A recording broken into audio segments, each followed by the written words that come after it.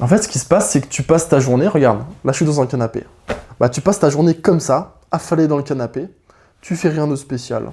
Tu regardes une série, tu regardes ce qui se passe à droite à gauche, tu prends ton téléphone, tu regardes s'il n'y a pas de notification, ah tac, il y a lui qui m'a envoyé un message, tu l'appelles, tu lui réponds, tu fais plein de choses à gauche, à droite. Mais t'es pas sorti de la journée, t'es resté chez toi. Et pourtant, le soir, tu te sens mais tellement fatigué, tellement vidé, t'as envie de te buter tellement tu te sens pas bien mentalement, fondamentalement. En fait, ce qui se passe, c'est que ton cerveau, il traite des informations sans que tu t'en rendes compte. Quand tu passes une journée classique, tu vas au taf, tu vas faire tes études, peu importe, ce qui se passe, c'est que tu fais des actions primitives, concrètes, rapides. Tu te lèves, tu te laves, tu pars au travail, tu fais ton trajet, tu vas en cours, tu parles avec des collègues, peu importe, mais c'est des choses fondamentales, concrètes, rapides, directes.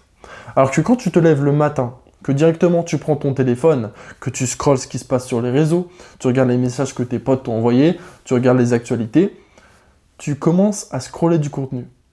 Parfois même, tu vas regarder plus d'une centaine de vidéos en même pas une heure. Et ce que tu fais, c'est que tu vas faire une surcharge émotionnelle à ton cerveau, une surcharge d'informations. Sans t'en rendre compte, il va traiter énormément d'informations qu'il ne devrait pas traiter en aussi peu de temps.